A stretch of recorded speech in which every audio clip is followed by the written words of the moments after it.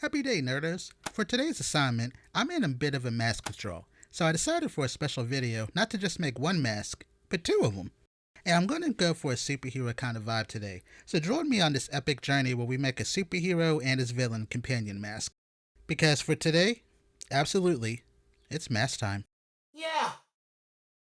Just like my previous mask, we have to start by building the framework for each of them. I used standard armature wire from my local Michaels and formed a base structure around my head and jaw area, and then for a standard mask I would actually incorporate the entire face, but for the mask I'm making today it won't call for it.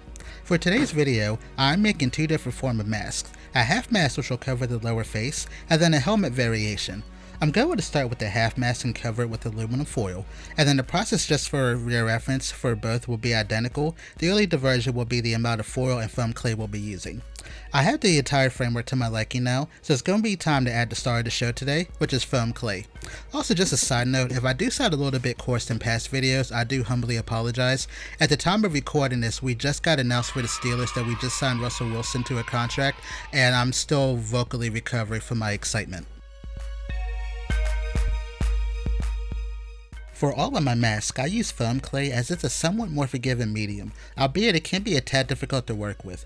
It is essentially a softer, more malleable version of ultralight, and when it dries it is still supremely lightweight. That said, when you're using the foam clay, you are somewhat at its mercy, as the curing process can vary based on the amount of clay that you're using. For the standard practice for myself, I usually will apply the base core structure on first, specifically on the back of the mask, and areas where detailing is usually secondary. And then I'll spend some time ensuring the final form is to my liking. When foam clay will fully dry, it's going to shrink and also harden, and if the base is not adequate enough, you can discover small hairline fractures and then larger splits in this step, so this is as crucial as any.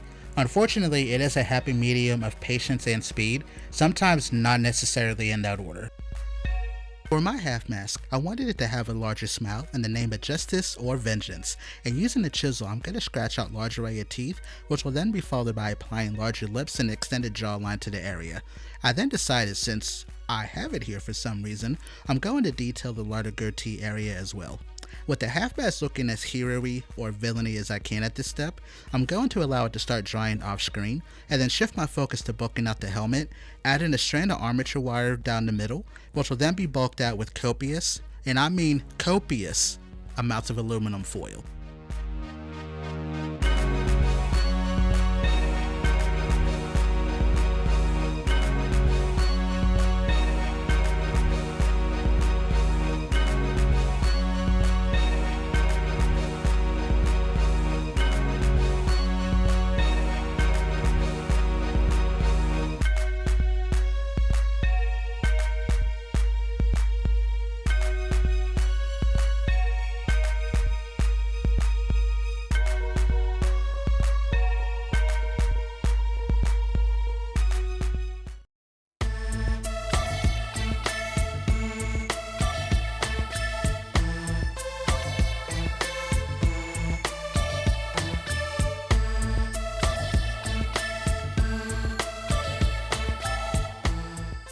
With a payday's worth of foil now applied and supremely to my liking, let's rinse and repeat the same steps and get this thing clayed up.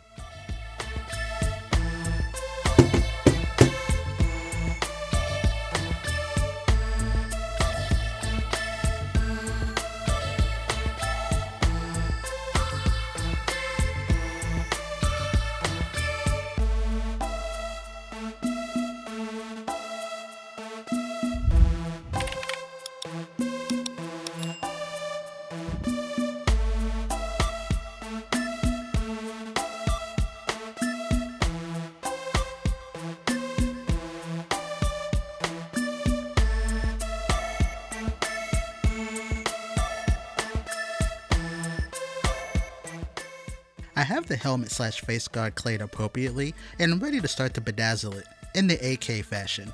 Off screen, I made some swirly pieces of small patterns out of Super Sculpting Original, and I'm going to start to randomly place them throughout the mask. For more accurate bedazzlement as well, once I have these placed to my liking, I then remembered I have a drawer full of red beads that are spilling out everywhere from my Valentine's Day video a few weeks back that I just can't get rid of, so I'm going to add them to the mask as well for some more welcome flair. Don't get too attached to the red color though, as appealing as it is, when I start the painting process, the red goes bye-bye.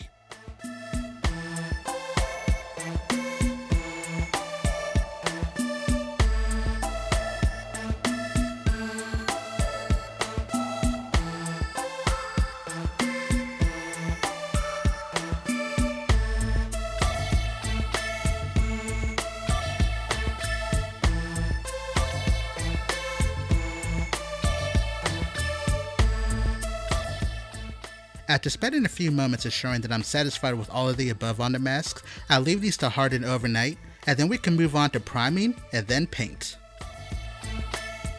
24 hours later, we are ready to paint. As you have noticed, each of my masks is going to be coated in 2 to 3 layers of plastic dip, which is a rubber coating most crafters use to seal standard foam in and allow spray paints to be utilized on it and not erode it. Foam clay really doesn't have this concern, however, I use plastic dip to add a barrier between the foam clay, paint, and also the felt backing as a way to alleviate potential cracks or tears later on. Most may want to skip this step, but I do encourage you to utilize it to ensure the longevity of your mask, but just make sure you spray this in a well ventilated area. After the layer is dried, I do start with my helmet guard this week by applying a deep red to the mask, let it dry, and then I'm going to black out the outer rim, the eyes, and then dust it with the standard black.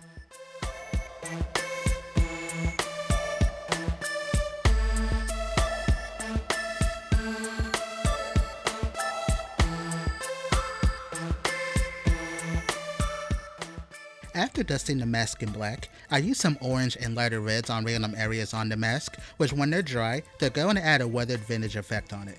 While I still have red in my airbrush, I'm going to sub out the half mask and then paint the goatee and lips on the other mask the same color, then I'll sub back in the helmet guard to continue. I do allow the paint to dry, and when it's fully dry, I use a gold chrome marker to trace out my gem and clay pieces, and if I'm being fully transparent with you all, this was my moment this week where trusting the process was supremely validated, as I believe the gold against this color palette is the epitome of chef's kiss, and overall was supremely gratifying to apply.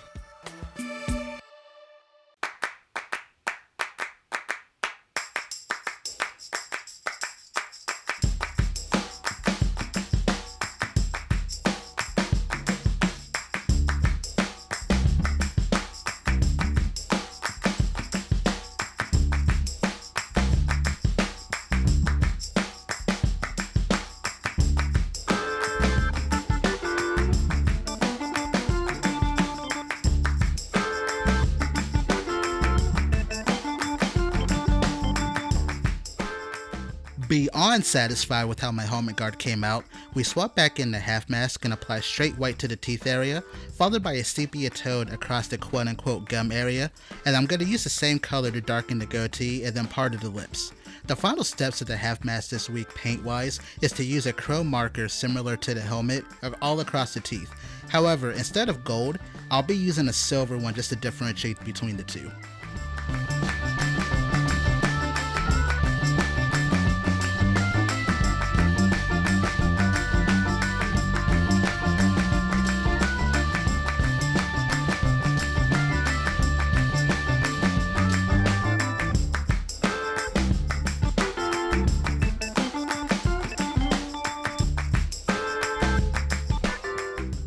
After I paint the spikes with straight black, I admire my handiwork. And what has been minutes for you, in actuality it has been hours of mask making, which has led me to these 2 completely different masks painted, and now ready for the final steps this week, starting with adding felt. Normally, I would offer you some words of wisdom at this step, but honestly, this is supremely a hack at it, do your best, and be amazed when it works situation. The general steps I can provide are draw an outline of your mask on the felt, cut it out, and then test your pattern on the area. And once you believe you are comfortable enough to apply, use Fabric Tack to merge the felt to the mask. Most may feel inspired to use super glue or PVA glue for this step, however, I personally wouldn't recommend it, as some glues have some pretty strong odors, where Fabric Tack is much more forgiving. After my half mask is complete, we black out the universe and reignite just in time to finish the other one. Final steps this week are to attach the elastic straps. I measure out the straps for both masks to fit my face, wait for the Fabric Tack to dry, then I'll dab super glue where the straps will be attached and then place them on. After embracing my childlike innocence, we test out the half mask, and with supreme satisfaction, we're gonna head to the Never place and let both masks shine.